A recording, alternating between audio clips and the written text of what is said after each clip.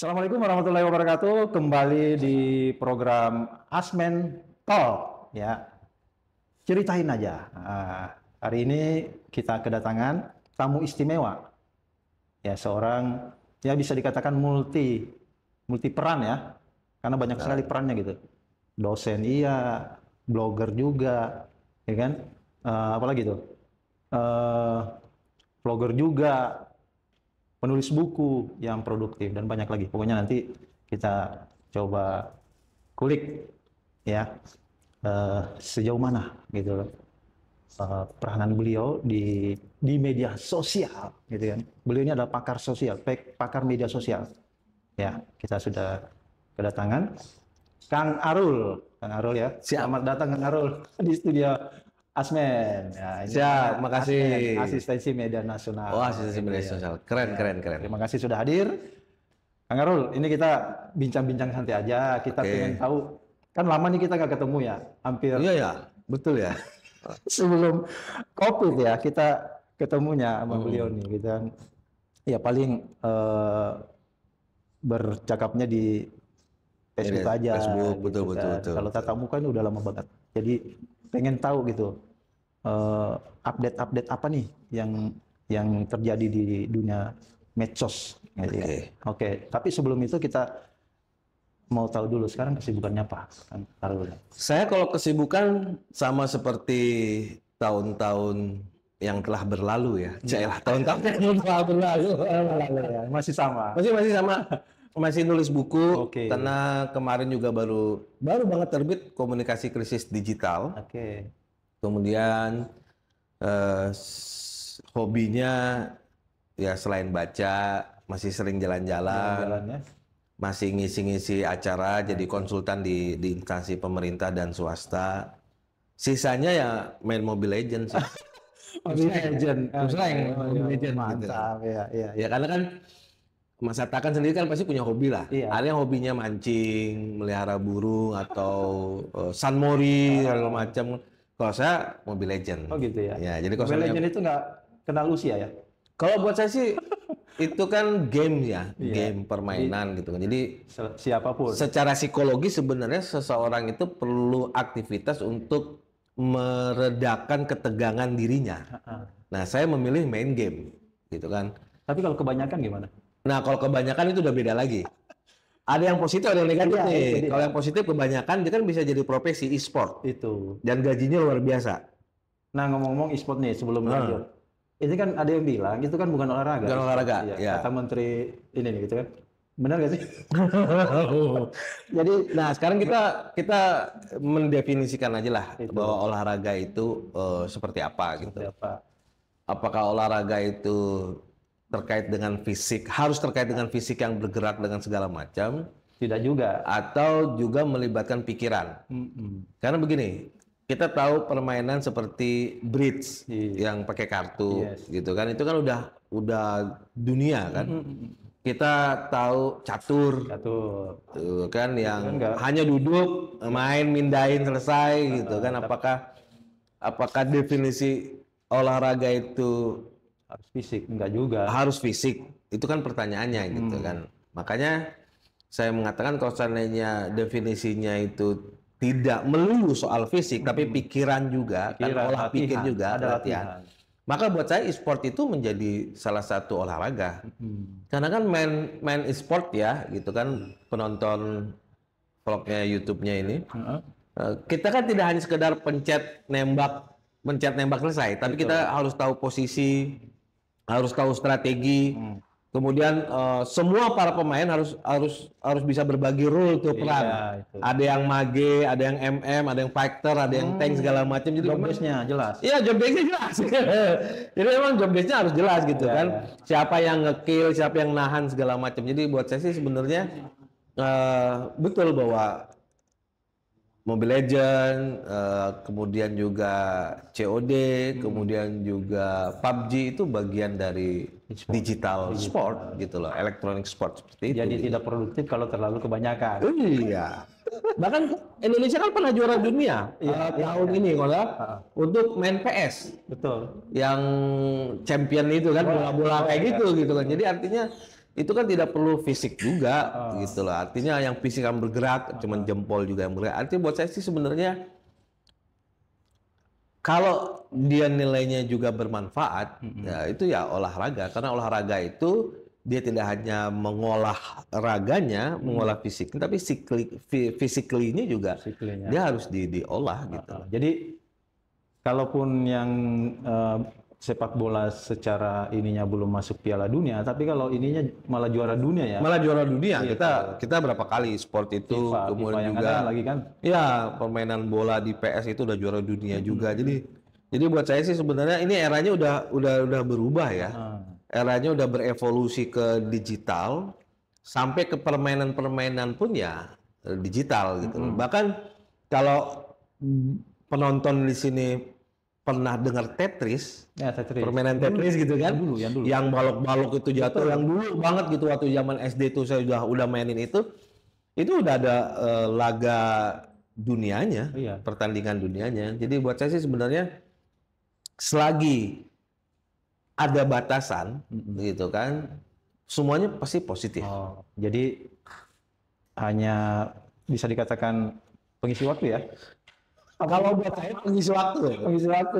Karena kalau mau jadi atlet profesional e-sport nggak mungkin kan. Pertama wajah saya terlalu tampan ya. Sarukan ya. Sarukan gitu kan. Jadi buat saya sih sebenarnya tidak sekadar ngisi waktu ya, tapi itu relax di situ. Karena kan saya memang menulis terus-menerus dari pagi sampai sore sampai malam saya nulis. Jadi ketika lagi bete-bete gitu kan, main sebentar. Habis itu ya terus nulis. Jadi kegiatan utamanya adalah menulis buku dan mengajar. Ya, betul. Ngajar di kampus. Di kampus. Ya. Jadi terbang kemana-mana nih ngajarnya gitu kan. Dosen terbang ya. Dosen sebenarnya penyanyi tunggal sih. Penyanyi solo, organ tunggal gitu. Penyanyi solo gitu kan. Solo. Bukan laki-laki panggilan bukan. Bisa jadi. Tergantung definisinya ya. Tergantung definisinya betul. Udah melanglang buana beliau gitu. Siap. Jadi kalau buku nih ya, kan yang utamanya kan buku nih, nulis buku. Sudah total berapa? Aduh, kalau buku tulisnya 100 ada.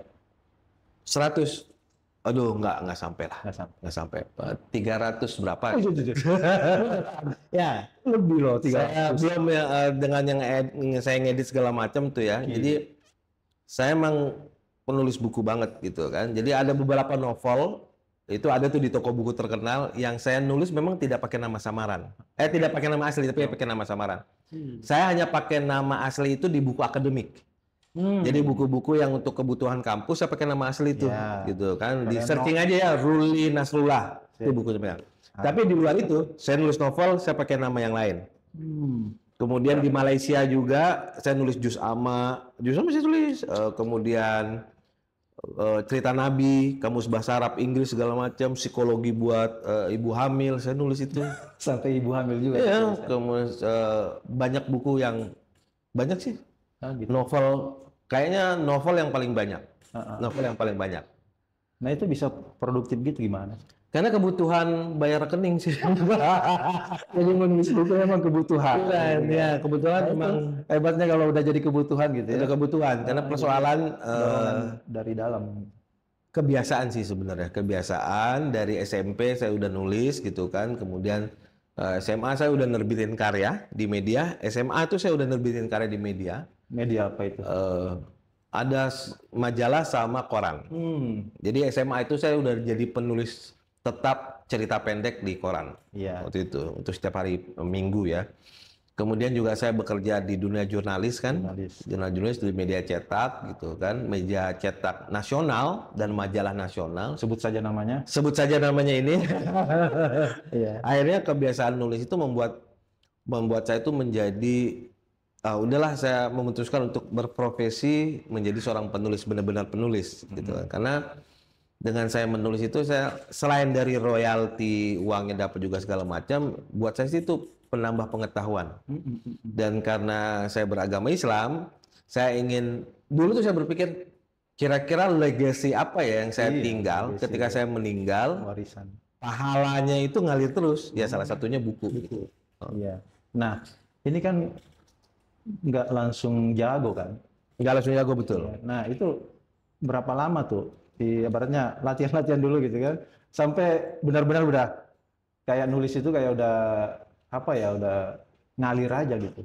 Kalau saya kan berproses ya. Dulu kan saya nulis pertama kali itu cerpen. Pertama kali cerpen, kemudian saya diskusi dengan almarhum. Dia itu adalah ilustrator di majalah Intisari dulu. Kebetulan anaknya itu satu kelas di SMP gitu kan. Kemudian saya ingat banget ketika saya nulis cerpen SMP kelas 3 tentang percintaan lah, pacaran-pacaran kayak gitulah. Kemudian saya minta baca tuh Pak almarhum Mas Sony itu kan. Dibalikin sama dia dan ada tulisannya.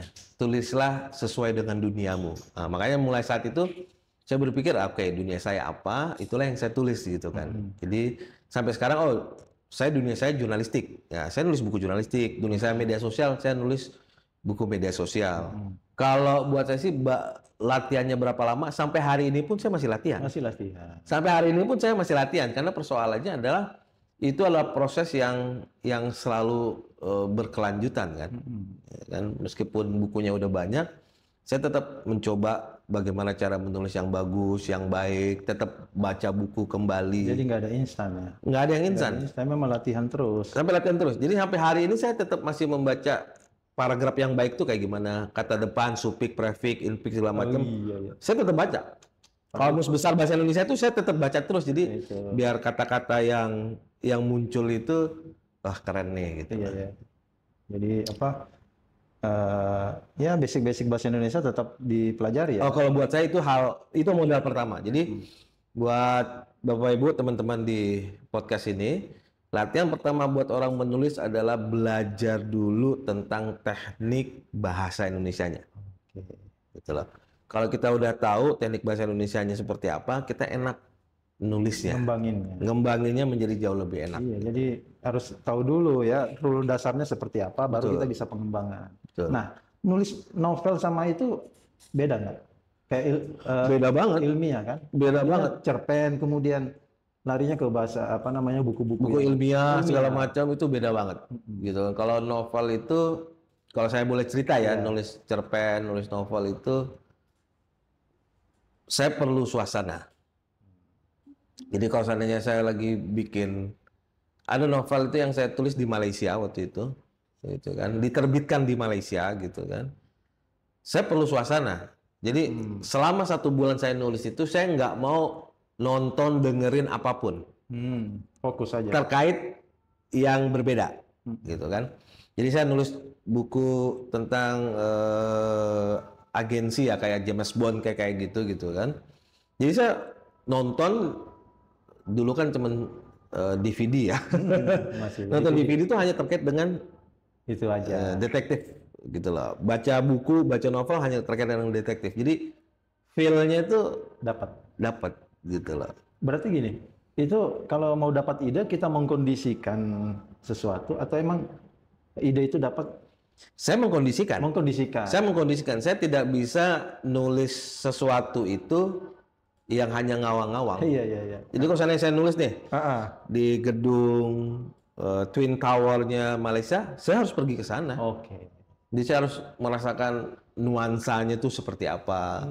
Saya harus nulis tentang Labuan Bajo, Pulau Komodo. Saya harus pergi sono gitu loh. Jadi itu yang membuat saya itu lebih enak. Yang kedua adalah kalau nulis fiksi itu pakai tokoh teman-teman. Jadi semua novel saya itu isinya adalah nama teman saya yang benar. Karena kan kalau nulis novel itu kita harus membangun karakter kan, membangun tokoh. Seandainya Mas Hatta nih, saya pakai namanya Hatta McCombie atau apa gitu kan. Jadi saya udah ngebayangin ketika nulis pas saat itu perawakannya begini, 170, badannya begini, ini cara jalannya, cara ngomong. Jadi saya lebih enak, nulisnya lebih mudah dibanding saya harus ngebangun sebuah tokoh fiksi gitu. Jadi semua novel saya itu namanya bisa ditemui di dunia nyata sebenarnya. Ada nggak yang nulis buku nggak ada pengkondisian tapi benar tiba-tiba ada aja gitu kan, ada ide udah tulis. Ada juga ya? Ada. Bukan ada ide sih, ada duit waktu itu. Jadi itu ya. Jadi waktu itu saya ingat banget nulis novel gitu kan. Nulis novel, salah satu novel setelah selesai 7 hari ya, hampir 200 halaman 7 hari. Saya selesai, langsung ditransfer duit waktu itu. Mantap. Tahun awal 2000. Seingat saya 5 juta deh. 5 juta tuh udah gede. Oh, tahun 2000 gede, Pak, gitu kan. 50 juta kali. 50 juta gede banget. Gede. Ya, jadi Bapak Ibu dan penonton podcast 5 juta tahun 2000 itu gede banget. Itu yang apalagi ditambah jual ginjal satu, itu gedenya luar biasa gitu loh. lebih mahal lah gitu. Ya. Nah, setelah saya kirim itu ditransfer, orang penerbit nanya, gitu kan. Ada novel lagi nggak? Iya. Kayak gitu, ada naskah lagi nggak? Langsung saya bilang, ada, besok saya kirim. Padahal saya belum ada apa-apa. Padahal saya belum ada apa-apa. Berarti itu. Jadi ada motivasi. Iya. Jadi ada motivasi betul-betul lah, duit datang. Dan betul saya mengerjakan hampir 32 jam, 170 halaman. Jadi full saya duduk gitu kan. Dan lucunya Mas Hatta ya, kalau saya nulis novel, kalau saya marah, saya betul-betul marah. Kalau saya isinya nangis, saya betul-betul nangis di depan laptop. Ya, bisa masuk betul, memang harus masuk. Jadi ketika saya nulis itu saya masuk banget gitu loh. Jadi, sambil nangis kadang-kadang sambil begini gitu kan. Jadi buat saya sih penjiwaan ya, biar karakter itu bagus gitu. Tapi ini nggak pernah jadi ghostwriter nggak? Banyak banget tuh. Yang tadi aja 300 tuh ya atas nama Kang Arul. Belum dihitung kalau yang ghost semua kan? Ya, betul. Ghostwriter. Tahu kan ghostwriter? Kalau nggak tahu ya cari sendiri di Google gitu kan. Nah, perubahan dari fiksi kemudian kerja di wartawan kan beda lagi. Nah, kita 5W1H, faktanya harus jelas, kemudian nulisnya juga nggak panjang-panjang banget. Terus berubah lagi jadi dosen kan, nulis akademik. Saya belajar ini susah juga ya nulis akademik karena kan setiap paragraf, 2 paragraf itu harus dipertanggungjawabkan dengan citasi kan, referensi kan. Jadi kekuatan saya adalah saya cepat menghafal kata kalimat karena udah terbiasa baca. Jadi kalau buku tuh saya bisa bertahan tuh. Kayak buku Dunia Sophie itu ratusan halaman. Sekali duduk saya harus selesai. Jadi saya nggak pernah baca buku tuh pisah-pisah gitu. Saya nggak ngerti baca buku nih segini, nanti besok tambahin lagi. Tuntasin. Saya harus tuntas. Kalau baca buku tuh betul-betul harus tuntas ya. Gitu. Jadi kira-kira ada nggak orang yang bisa lancar nulis tapi jarang baca? Kayak saya pikir ada sih. Ada juga ya? Ya tergantung nulisnya apa dulu. Itu dia. Kalau nulis puisi saya pikir kameramen, orang-orang penonton di belakang ini pandai nulis loh. Iya. Maksudnya nulis buku. Oh, nulis buku. Tanpa harus kan. baca gitu. Nggak ada kali ya? Kalau buat saya agak sulit ya, kecuali buku-buku yang sifatnya self help atau motivasi. Kan banyak orang tuh yang self help motivasi itu kan cuma bercerita tentang dirinya sendiri, bercerita tentang kesuksesannya diri sendiri, itu kan nggak perlu baca mereka. Tapi kalau buku motivasi yang selalu kutip quote-quote, itu dia pasti harus baca. Jadi sebenarnya syarat nulis itu ya you harus baca sebenarnya gitu loh. Kuncinya. You harus baca gitu kan. Dan kalau dalam agama Islam kan baca menjadi hal yang paling basic kan. Kita baca karakter orang, kita baca konsumen yang akan baca buku kita seperti apa, kita baca kalimat-kalimat kita. Jadi bukan baca secara tekstual aja, tapi tidak hanya tekstual saja. Kontekstualnya juga. Kontekstual aja gitu. Dan saya banyak ngedapetin insight itu ketika saya baca lingkungan saya seperti apa gitu. Nah, kalau penghasilan dari buku udah banyak kali ya? Penghasilan alhamdulillah didapat dari menulis buku. Ya, saya udah pernah kebeli 6 mobil. 6 mobil. Saya sekarang punya 5 rumah di berbagai daerah sama perusahaan 3. Tapi bukan impiannya. Itu impiannya. Bukan berbentuk brosur ya. Itu impiannya. Iya. Ya, kalau buat saya sih sebenarnya penghasilan, uang ataupun yang saya dapetin itu nggak utama. Utama Pak. Kalau rekening listriknya, token kan bingung juga. Gitu ya, bikin pusing. Kalau saya sih tidak fokus ke sana. Frankly, saya sudah sampai titik tidak fokus ke sana. Kalau dulu iya, saya pasti nyari duit tuh karena masih muda. Ya. Saya tidak fokus, saya fokus pada prosesnya. Ya. Karena matematika Allah tuh berbeda dengan matematika manusia gitu loh. Jadi bisa dapat tidak dari satu sumber, tapi memang dari sumber Iya. lain gitu kan. Saya buku nih, contoh lah, buku yang paling best seller kan tentang media sosial kan. Nah, itu. Itu kan dipakai tuh di referensi di berbagai Apa judulnya, kampus. teori? Media sosial saja. Oh, media sosial. Ya, media sosial saja. Jadi buku itu saya hanya dapat royalti itu 12,5% dah.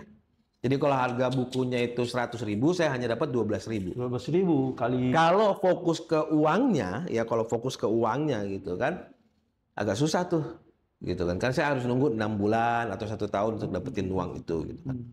Tapi dari buku itulah saya bisa diberikan rezeki sama Allah tuh bisa keliling Indonesia gratis untuk ngajarin medsos, gitu kan. Itu dia. Bisa mendapatkan penghasilan tambahan akibat dari buku itu. Jadi buat saya sih sebenarnya apa namanya, nikmati saja prosesnya gitu. Karena mau nulis apapun, mau nulis buku, nulis novel gitu kan, itu nggak semua orang bisa selesai.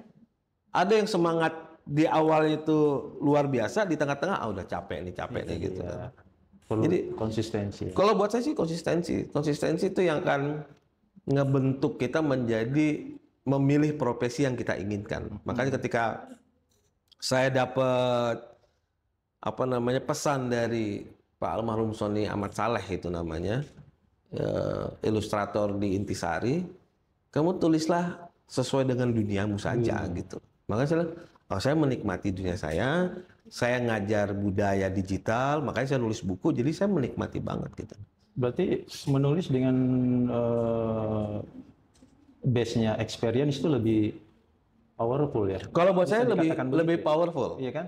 Ya. Merasakan sendiri. Merasakan sendiri karena nanti akan terimplementasi dari pemilihan kata dan kalimat, Itu dia. gitu loh. Ada orang yang theoretical banget gitu kan, yang duduk di belakang meja di kampus, nanti nulis bukunya ya rada-rada kaku juga.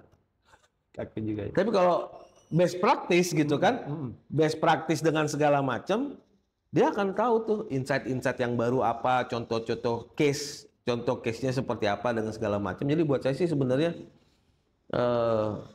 di satu sisi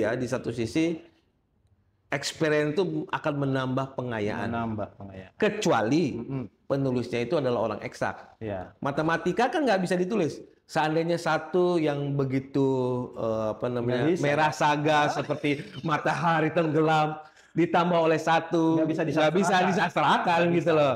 Itu memang harus kaku gitu loh. Jadi nggak ada juga buku-buku modul-modul matematika di perguruan tinggi yang isinya seperti itu gitu kan. Oke. Nah ini ngomongin buku aja bisa lama loh. Ini kita belum ngomongin yang lain. Makanya sebelum ngomongin yang lain kita ngopi dulu ya. Siap, kita ngopi dulu. Kopi dong. Kopi. Ya, Ayo ya, kopi. Nih. Ini masih banyak nggak? Ini bisa baru satu tema loh buku ya. Gila ya. Bisa sih 3 hari 3 malam. Ya nanti kita undang lagi nih ngebahas. Oke. Banyak hal. Wah ini kopi ini. Aduh terima kasih banget ini. Wah luar biasa. Ini kopi tanpa gula ya? Saya tidak mengkonsumsi gula sejak SMA. Karena udah manis ya? Ya itu orang lain kan.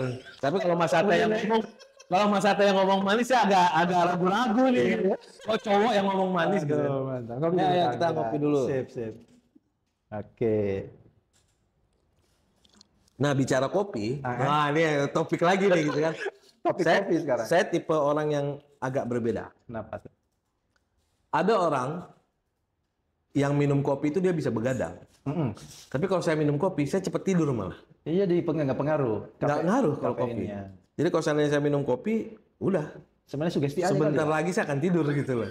Serius nih. Tapi kalau saya kopi buat pengantar tidur gitu kan. Tapi kalau saya dikasih teh hangat, tawar, nah itu saya bisa sampai pagi itu. Oh gitu. Serius. Mungkin teh hangatnya ditambahin kali sama paketnya. Enggak juga. Apalagi teh hangatnya itu 2 kan? Oh teh gitu. Teh. Orang rumah, istri rumah. Istri.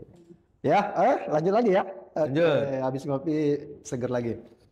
Masih tentang buku nih. Boleh. Saya masih penasaran nih. Panjang. Saya sama teman-teman Asmen ini pasti ada yang pengen nulis buku gitu kan.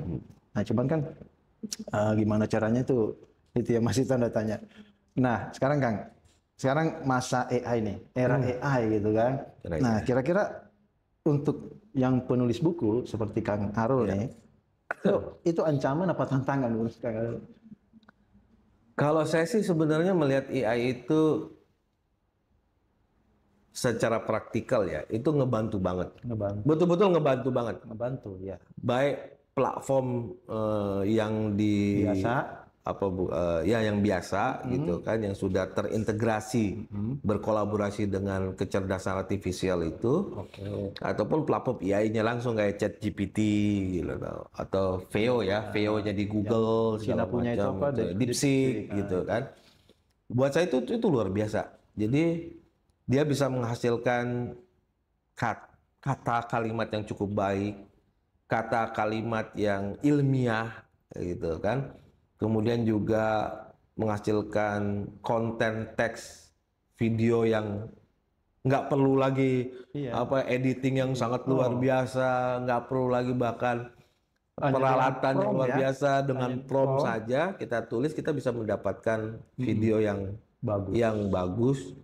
Nggak perlu pakai suara, kita pakai suara digital dengan segala macam. Yang natural bisa. Nah, tergantung sebenarnya ketika AI itu sudah menghasilkan, ini mau dibawa kemana gitu. Nah, itu persoalannya kan di situ. Apakah ini akan dibawa untuk buat makalah jadi-jadian?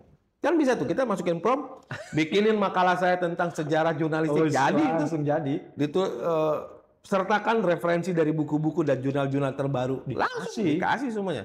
Bikinin saya skripsi, jadi Makanya saya bilang tergantung produk AI ini mau dibawa kemana kalau buat saya. Jadi ketika digunakan secara baik, maka itu akan menjadi baik. Dan sekarang kan udah mulai berbeda. YouTube kan sudah tidak bisa lagi membayar sebuah konten yang dihasilkan oleh AI. Oh, udah iya. Iya, kan baru-baru ini. YouTube bisa melihat ya. YouTube sudah bisa mengolah. Ya. Ini produk AI. Ini pekan-pekan ini nih, baru banget gitu. Jadi mulai bulan lalu atau bulan ini YouTube sudah tidak membayar konten-konten video yang dihasilkan oleh AI. Karena persoalannya adalah itu ada copyright di situ kan. Copyright. Karena buat saya AI itu bekerja hanya mengambil byte. Byte itu kan kode-kode di internet 01 itu, kemudian ditempel-tempelin. Saya pernah meneliti sebuah foto yang dihasilkan oleh AI, ternyata karakternya itu ada foto aslinya.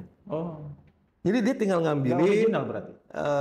Sebenarnya memang original, tapi itu hanya tempel-tempelan. Jadi badannya ngambil dari foto ini, latar belakangnya ngambil dari foto ini, kemudian wajahnya dari. Jadi AI itu bisa bekerja ketika bank datanya, makanya kita sebut big data. Itu udah banyak banget di dalamnya. Jadi AI nggak bisa ngambil apa yang tidak ada di internet kan? Nggak ada, nggak bisa itu. Dia ngebikin sendiri nggak bisa. Semuanya pasti bikin gambar di tahun 2000 sebelum Masehi. Dia sudah ada. Jadi gambar-gambar dari ensiklopedia digital di dalamnya, terus gambar-gambar ini kemudian juga berpikir, makanya berpikir kan pikiran AI itu kan berpikir dia gitu kan, pikiran cerdas. Bagaimana kan manusia berpikir? Iya, dia pasti akan mengkompilasi beberapa gambar kemudian membaurkannya menjadi satu dan menghasilkan gambar yang baru. Tapi bagian-bagian kecilnya itu referensinya udah ada secara visual gitu loh. Jadi buat saya sebenarnya apa yang dikeluarkan oleh AI itu tidak sepenuhnya 100% benar ya? 100% memang tidak benar. Oh, gitu. Ya karena itu bukan produksi AI. AI itu hanya mengkompilasi. Gitu loh. Mengkompilasi dari database dengan segala macam. Ya maksudnya dia ngasih nih, kasih referensi ini. Belum tentu referensi itu benar kan? Referensinya benar. Referensinya benar. Tapi kalau itu buatan AI, tidak benar. AI hanya mengumpulkan, mengoleksi, menyatukan, memadukan, dan memaparkan. Gitu loh. Nah, kalau misalnya ada orang nih, ya kan, saya pernah ikut nih satu webinar, cara cepat menulis buku versi AI. Nah, udah terbit beberapa buku. Nah, menurut Kang Arul ini, cara seperti ini sah nggak? Artinya original nggak produk yang dihasilkan dari buku? Kalau buat saya sih pertanyaannya sederhana ya. Itu harus dicek dulu semua tulisannya. Karena kan parafrase pun seandainya yang nulis buku itu menggunakan parafrase, menggunakan AI juga untuk parafrase segala macam. Kita nggak bisa ngebohongin kok satu paragraf itu dari referensinya gitu. Jadi kalau seandainya kalau mau jujur, buku yang dihasilkan oleh AI, kita ambil buku-buku yang direferensiin, terus kita bandingkan paragraf itu, pasti isinya akan sama. Nanti akan terlihat loh. Paragraf pertama, paragraf kedua, paragraf ketiga, logikanya itu seperti apa gitu kan. Kalau kalimatnya berbeda, itu kan AI itu kan bisa mengubah-ubah kalimat. Memparafrase ya? Memparafrase gitu loh. Oh kalimat ini jika dihilangin atau diganti apa, meskipun diganti ini akan tetapi diganti segala rupa. Jadi buat saya sih dalam konteks memberikan pengetahuan ya kita hargai orang yang menggunakan AI kemudian bikin buku, mengkompilasi buku itu. Tapi secara akademik kita punya aturan gitu loh. Ada aturan. Kita punya aturan dan yang terakhir secara moralnya itu beda sih sebenarnya. Iya, ya. Buku yang kita hasilkan dari kerja keras buat saya, buku yang saya hasilkan dari kerja keras, menulis, membaca, meneliti, meriset, dan memaparkan menjadi sebuah buku, itu berbeda dengan orang yang sekali duduk, masukin prompt, jadi buku. Dan saya pernah melakukan itu. Itu pernah ya? Karena buat buku dari AI saya bilang. Jadi saya coba duduk, nggak sampai sejam saya dapat 200 halaman. Buset. Gitu. Karena saya udah tahu, saya udah bikinin pertama prompt-nya adalah gitu kan. Itu. Bikin outline. Dikasih tahu tuh outline 12 bab buku tentang digital PR. Dia bikin tuh, nah kemudian masukin prompt yang kedua. Buatkan dari outline ini sub bahasan. Dibikinin tuh, semuanya dapat. Yang ketiga, saya ambil satu paragraf yang tadi, satu bab tadi dengan sub babnya itu dengan bahasanya saya tempelin gitu kan. Buatkan 20 paragraf tentang subbab 1, subbab 2 atau subbab 3. Selesai. Bikin lagi. Yang keempat, buatkan contoh kasus untuk bahasan yang ini. Ditempelin, dinaikin gitu. Jadi terakhir bikinkan referensi dari kan setelah jadi itu saya kumpulin di Word, kemudian saya naikin lagi ke AI, saya attach gitu kan. Buatlah referensi dari buku ini, dibikinin referensi. Jadi terbit nggak nih buku? Enggak diterbitin ya? Karena saya nggak berani. Ada dorongan moral ya? Ada dorongan moral. Karena kalau buat saya satu kalimat itu ketika dipakai plak-keduplak itu bisa jadi plagiasi itu. Iya, plagiasi. Meskipun itu sah kan? Maksudnya sah itu memparafrase itu kan sah sebenarnya. Memparafrase sah, tapi kan seringkali penulis yang menggunakan AI itu kan tidak mencantumkan ini sumbernya dari mana gitu loh. Enggak, misalnya satu paragraf nih, ya kan, satu paragraf dibuat oleh, taruh misalnya kita ambil jurnalistik nih ya, wartawan ya. Wartawan membuat satu paragraf asli. Kemudian diambil gitu kan versi AI, mau diambil paragraf itu kemudian diparafrase. Seperti apa? Sah nggak? Kalau buat saya sih paragraf itu kan apa namanya? Kalau sah saja selagi dia nggak ketahuan, udah itu aja. Oh, gitu. Selagi orang nggak ketahuan tuh sah aja, mau bikin apa juga sah aja gitu. Tapi gini loh, penulis buku itu punya apa namanya? Punya kapabilitas untuk menghasilkan satu paragraf itu seperti apa gitu. Dan tidak mudah gitu loh. Tidak mudah. Sangat tidak mudah gitu loh. Jadi kalau seandainya ada orang yang menggunakan AI untuk menulis, buat saya sih nggak ada masalah. Nggak ada masalah. Tapi masing-masing lah. Itu hanya sekadar outline kalau buat saya. Outline aja. Ya, ada outline. Jadi seandainya dia dapat 100 halaman nih, udah jangan pakai itu tapi buat outline, bikin. Nah, baca aja intinya paragraf ini soal ini. Udah dia nulis sendiri. Jangan memparafrase tulisan yang tadi. Jadi jangan pernah copy paste satu paragraf itu, masukin Word yang baru, terus kita ubah semua tulisan itu. Itu buat saya itu pencurian. Pencurian, tetap. Tapi kalau misalnya kita membaca, paragraf ini intinya ini, udah kita tulis sendiri aja. Dengan bahasa sendiri, kata-kata sendiri, dan segala macam. Buat saya itu tidak ada masalah. Karena kan ini kan big idea gitu loh. Siapapun bisa mengelaborasi pengetahuannya untuk di delivery ke pembacanya gitu loh. Jadi dengan adanya AI ini apa namanya tuh penulisan buku ini Akan jadi lebih mudah. lebih mudah. Akan menjadi lebih mudah. Ya. Satu-satu yang susah itu kan menulis buku nikah. Itu dia. Itu kan susah kan? AI nggak bisa itu. Iya nggak bisa. Coba Kalau buku nikah hilang gimana? nggak bisa gitu. Itu beda lagi kalau buku nikah hilang ya nikah lagi nanti bikin buku lagi. Itu makanya. Jadi kalau di AI itu nggak bisa. Buatkan saya buku nikah dengan ini lengkap dengan calonnya dan secara fisik ada. Nggak bisa. Ya Nggak bisa. bisa. Itu udah beda itu dari atas itu. Boleh. Jadi buat saya sih memang AI itu bagus sih sebenarnya. Itu bagus banget gitu kan. Nggak bantu banget buat teman-teman kreatif ya di agensi sekarang kan dan segala macam. AI ini kan dipakai di jurnalistik juga, bukan hanya di penulisan buku. Jurnalistik juga wartawan banyak yang memakai AI gitu kan, menggunakan itu gitu kan, bikin berita, artikel segala macam. Nah, dengan adanya AI juga kan banyak wartawan-wartawan yang di PHK nih kan, konon kabarnya gitu kan, karena semuanya sudah tergantikan dengan bahkan pembawa acara juga ada yang AI kan, di TV lagi. Seperti itu. Nah, oke, seperti itu ya. Jadi masalah buku sebenarnya belum clear, masih banyak yang episode berikutnya. Nah, saya mau beralih lagi nih ke nanya tentang media sosial karena beliau kan pakar medsos. Nah, Kang, di sekarang ini kan apa namanya tuh yang terkini seperti apa sih media sosial itu? Kalau kan sekarang misalnya gini, dulu orang suka bikin blog, gitu kan, menulis di blog. Ya, kemudian habis itu vlog, video blog. Nah ini kemarin lagi adanya serbuan TikTok dan media sosial yang lain seperti apa? Yang terkininya seperti apa? Kalau buat saya yang terkini itu sebenarnya media sosial itu fungsinya udah berubah banget. Dulu kita bermedia sosial tuh untuk berteman kan, membuat jaringan gitu kan. Seandainya, alumni SD, ngumpul akhirnya, lu dulu yang ini yang botak ya, sekarang udah ganteng gitu kan.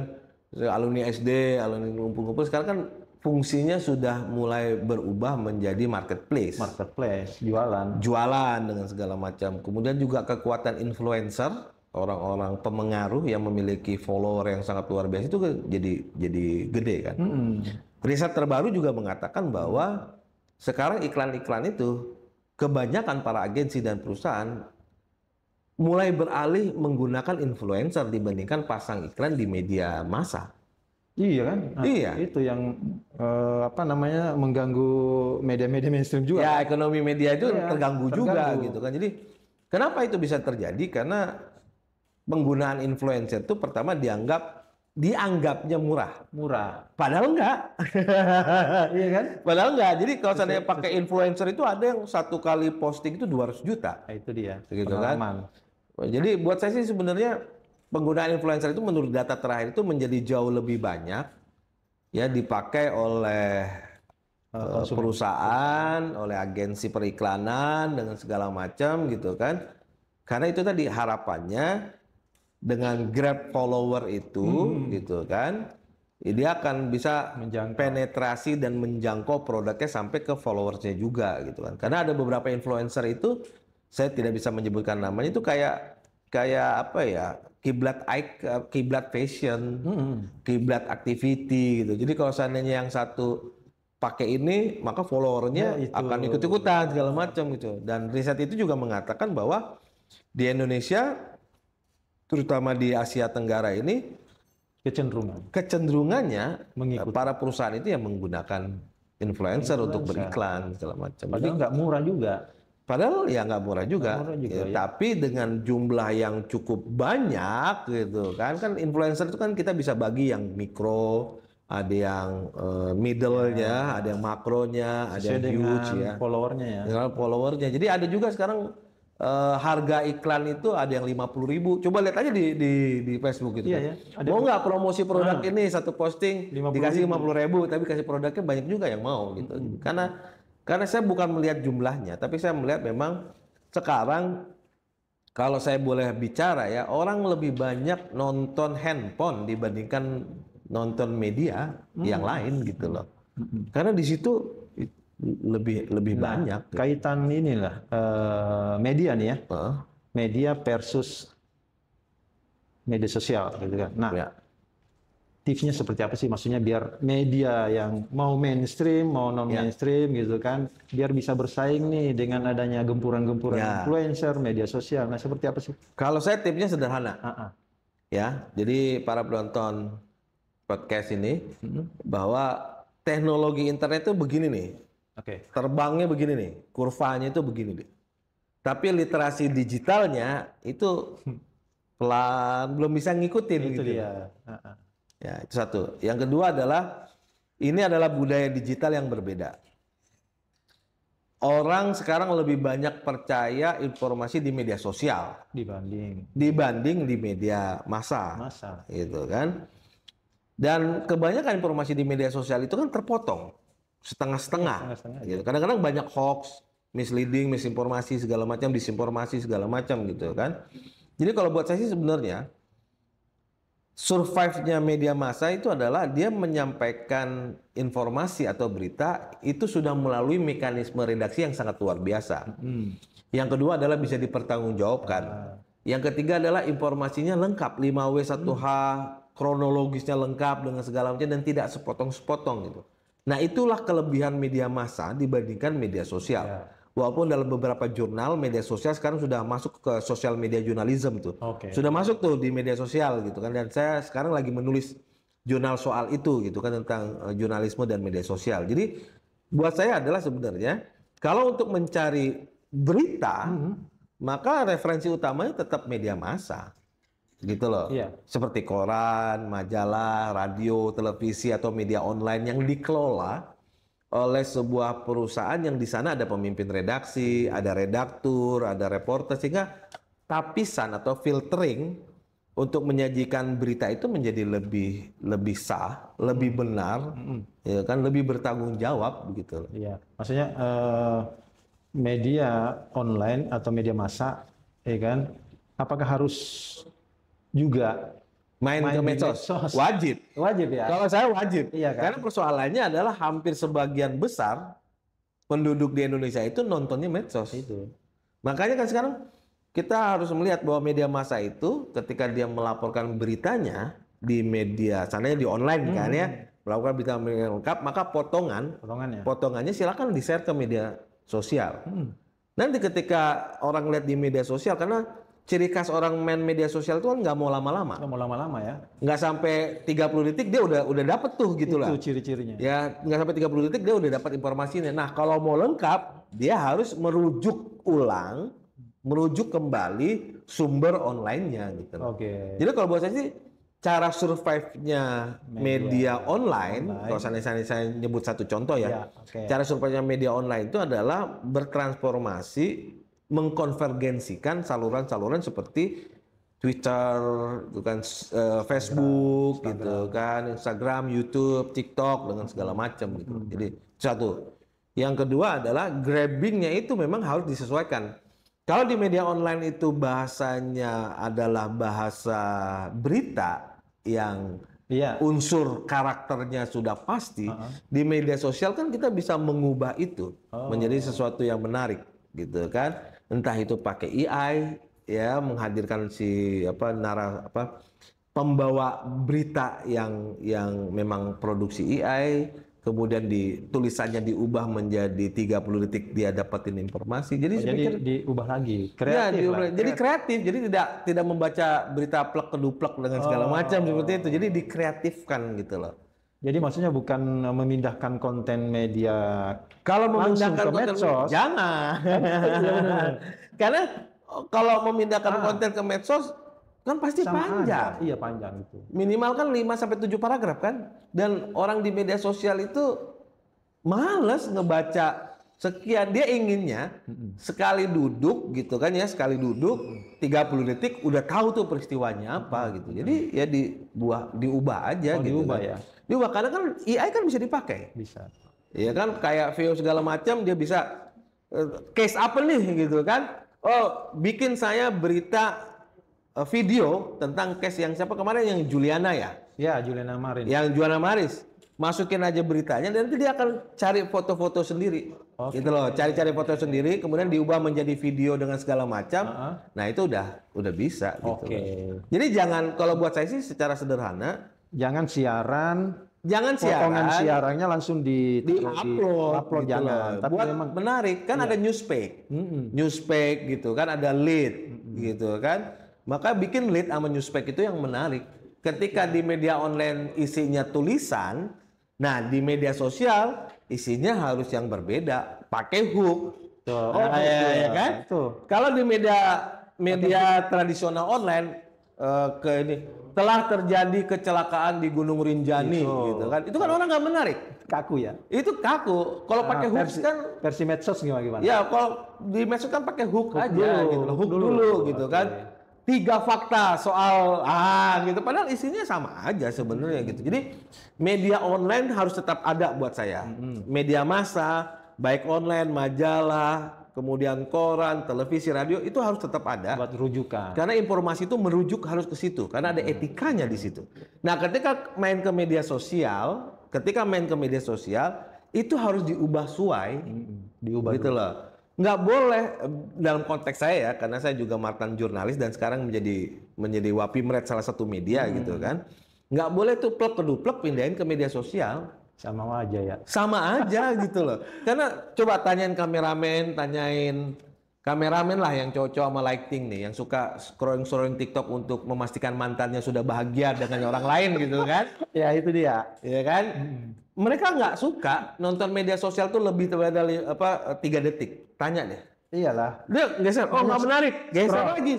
Scroll lagi. Jadi kalau seandainya redaksi media online tidak bisa mengubah menjadi 3 detik yang menarik dulu, udah lewat. 3 detik yang menarik, itu yang penting ya. Udah lewat. Oke. Nah, hook atau 3 detik yang menarik itu kan kalau di media cetak adalah judulnya pasti bold, besar, hitam. Ya, kan kalau di media cetak. Nah, Di media hal yang sosial. sama juga harus dilakukan di media sosial. Dia harus ada hook gitu loh. Hooknya itu apa, beritanya apa, visualnya seperti apa, orang akan menjadi jauh lebih menarik gitu loh. Pakai deduktif apa induktif? Boleh deduktif, boleh induktif. Iya. Gitu. Yang penting Menarik pergunakan hook yang menarik. Menarik. Kata-katanya jangan terlalu panjang-panjang, gitu kan. Sebuah berita tuh 15-30 detik udah cukup, paling lama pun 60 detik. Ya. Kalau mau nonton yang lebih dalam lagi, deep lagi, ke YouTube saja, gitu kan. Kemudian yang 3, visualnya juga harus bagus, gitu kan. Karena ada dalam dunia sinetron ya, atau dunia perfilman, itu penonton paling bertahan itu 8,5 detik. Iya ya. Jadi kalau seandainya kamera melihat 8,5 detik udah di mata penonton udah cukup itu. Lewat itu orang udah mulai bosan. Makanya kan di sinetron kalau orang marah itu zoomnya terus-terusan kan, zoom in kan. Nah, itu. Mulai dari badan mata melotot, di zoom in lagi setengah badan, gitu kan. Close up lagi gitu kan sampai ke matanya yang melotot-melotot. Karena itu untuk mempertahankan orang tuh nggak bosan nonton 8,5 detik itu, nggak bosan. Harus ada gitu perubahan. Loh. Harus ada perubahan terus di media sosial. Makanya perubahan di media sosial itu 1,7 detik itu berdasarkan riset Cisco dengan Facebook di Indonesia. 3 detik lah paling lama itu udah berubah visual. Nah yang terakhir gunakan musik. Karena itu ternyata secara riset kita menghadirkan berita yang berat, dikasih musik-musik yang sesuai, itu orang akan lebih enak ngedengerin dan melihatnya gitu. Tapi musiknya harus sesuai ya. Jangan kena hak cipta musiknya. Ya, jangan nanti kecelakaan Juliana di Rinjani musiknya begadang. Itu beda itu gitu loh. Lain nuansanya harus berbeda gitu loh. Oke. Jadi mantap nih, banyak sekali nih. Daging semua nih. Ilmu-ilmunya ya. Jadi media sosial tuh kayak gitu, teksnya harus sedikit gitu kan, langsung menyentuh lah gitu kan. Visualnya juga harus bagus. Kemudian durasinya jangan panjang-panjang, dan yang paling penting adalah musiknya. Gitu. Karena saya yakin kameramen dan penonton yang 350 di belakang sana gitu kan, akan beda loh feel-nya. Coba lihat nih ya, secara visual kita berkhayal nih ya, kameramen ya. Kita berkhayal ada drone nih dari atas nih kan, terus menampilkan suasana gunung entah itu Rinjani, Merbabu gitu kan, Dieng atau segala macam. Kemudian di bawahnya itu ada sawah-sawah, ada rumah. Kemudian drone-nya jalan keliling. Dikasih musik. Indonesia. Menarik gitu ya. Tanah air beta. Perasaannya kayak gimana? Kita cinta Indonesia kan? Gitu kan? Tapi kalau seandainya dikasih lagi ada orang yang berdiri, Mas Hatta berdiri di atas gunung, tangannya melebar, dikasih musik. You raise me up, beda lagi. Kesannya beda. Ininya, emosi. Iya kan? Emosinya beda, gitu kan. Tapi kalau caranya musik yang tadi, suasana gunung, ada sawah, ada rumah, musiknya aku merindu garam dan madu, itu beda lagi gitu loh. Jadi memang di media sosial itu orang nggak sadar ya, orang sekarang nggak sadar, dia itu sebenarnya belajar sinematografi juga, belajar pertelevisian juga gitu kan, belajar musik komposer juga gitu kan, belajar editing gitu kan. Yang dulu tuh hanya profesinya satu orang, ngedit film, ngedit video gitu kan, itu satu orang. Sekarang satu orang bisa menggunakan semuanya gitu loh. Musik, oh tinggal musik ini. Iya. Terus saya ingin jadi pencipta lagu, udah klik aja AI-nya Suno dengan segala macam, bisa bikinin lagu saya soal galau-galau dengan segala macam. Tersedia. Jadi itu. Gitu lah. Oke, jadi begitu ya teman-teman Asmen nih ya. Ini penonton Asmen banyak yang muda-muda. Oh, penonton Asmen banyak. Jangan lupa follow Instagram saya, Kang Arul atau Belajar Humas. Nanti akan saya blog dan unfollow. Ngomong-ngomong blog, ngomong-ngomong blognya dosen galau masih ada nggak sih? Udah nggak ada lagi. Saya udah saya matiin. Ya, yang medsos saya Instagram. Saya Instagram masih ngelola 9 akun. Punya sendiri apa punya? Punya sendiri. Saya kelola sendiri. Namanya apa? Nggak usah lah. Nggak usah ya. Oke. Karena ada yang isinya dokumentasi, ada isinya memang dapat iklan dengan segala macam. Di antara platform itu mana yang powerful? Hanya dua yang saya kasih ya. Itu Kang Arul, silakan Instagramnya Kang Arul. Yang satunya Belajar Humas. Gitu kan. Saya punya TikTok juga. Alhamdulillah puluhan ratusan followernya segala macam. Tapi saya nggak bisa kasih tahu di sini. Oke. Jadi follow aja yang dua itu. Ini Kang Arul dan Belajar Humas. Kang Arul, nama lengkapnya Dr. Ruli Nasrullah. Ruli Nasrullah. Kalau mau nyari Nasrullah apa Nasrullah? Nasrullah. Ya, cari aja tuh. Bukunya banyak banget tuh di luar. Ya kan, medsosnya juga aktif gitu kan. Nah, ini terakhir nih kan. Siap. Udah mau hampir sejam. Kita mau cerita tentang ya ini kaitannya dengan yang sekarang lagi ditulis ya Kang Arul ya, tentang komunikasi krisis digital. Komunikasi krisis digital. Bisa nggak disampaikan sedikit tentang apa sih, membahas apa buku itu dan peruntukannya buat siapa sih? Apa buat kuliahan? Jadi komunikasi krisis digital itu sebenarnya adalah buku yang saya hasilkan karena melihat situasi komunikasi krisis dengan adanya media sosial. Kalau dulu sebelum ada media sosial kan dalam tanda petik sudah ada prosedur yang bisa diikuti. Kayak ngundang wartawan, kemudian bikin agenda setting untuk kontra narasi gitu kan. Kemudian mendekati orang gitu kan untuk bisa satu suara mendukung perusahaan atau instansi. Nah, sekarang di media sosial itu agak lebih ribet. Karena media sosial itu saya mengutip ayat ya di surah, saya lupa ya surah apa, tapi di Juz 32 ayat 9. Yang artinya maha benar netizen dengan segala komentarnya. Ya. Iya, emang begitu. Jadi saya mengutipnya itu gitu. Jadi netizen itu apapun salah gitu loh. Apapun salah. Jadi kalau seandainya ada orang yang ada orang punya masalah, perusahaan punya masalah, yang nggak punya masalah pun jadi ikut-ikutan. Iya nih bener nih, iya nih bener nih gitu kan. Coba lihat aja. Kalau ada artis public figure yang bercerai, pasti ada orang yang ngedukung. Iya nih laki-laki kayak gitu nih, yang laki-laki juga kayak gitu kan. Udah gitu ini ya kayak lempar batu sembunyi tangan. Iya, kayak lempar batu sembunyi tangan. Udah komen kabur. Jadi kayak sok tahu gitu loh.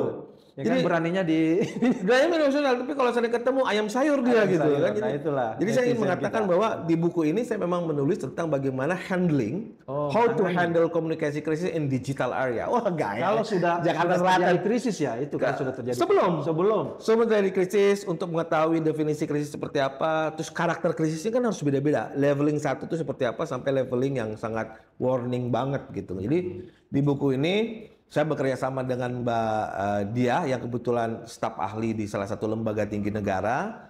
dan juga Mas Jojo yang kebetulan juga pakar PR dan pernah menjadi 2 periode menjadi ketua asosiasi perusahaan PR.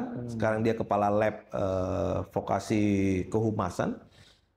Itu based on pengalaman how to handle komunikasi krisis digital di berbagai instansi pemerintah maupun swasta. Kemudian di dalamnya juga ada praktek-praktek handling komunikasi krisis dan masih banyak lagi kalau seandainya tinggal dibaca aja. Berarti ini bukan hanya buat humas ya? Tidak hanya buat humas juga. Siapapun. Untuk perguruan tinggi referensi. Bisa menjadi buku ajar. Oke, baik. Ya, itu ya sekilas kita ngobrol-ngobrol dengan Kang Arul. Ya, banyak kita dapat sesuatu nih, ilmu-ilmu yang luar biasa. Ya. Nah, yang terakhir yang buku ini belum kita kulik lebih dalam. Mau lebih tahu, ayo caranya sendiri di Gramedia ya. Di Gramedia ada, di toko buku ada, di Shopee Komunikasi ada, krisis Blibli ada. Digital. Komunikasi krisis digital. Oke, sahabat Asmen, demikian obrolan kita dengan tokoh inspiratif kita, Kang Arul. Ya, semoga nanti kita doakan Kang Arul sehat terus nih. Amin. Semoga bisa kesini lagi. Amin. Nggak batuk-batuk kayak yang di belakang ya. Iya. Yang di belakang emang udah tua banget tuh. Biar nanti kita bisa sharing lagi nanti. Siap. Masih banyak ilmunya yang belum kita dapatkan. Oke, cukup sekian. Bye. Thank you bos. Gini lo, baru kita gini. Ya.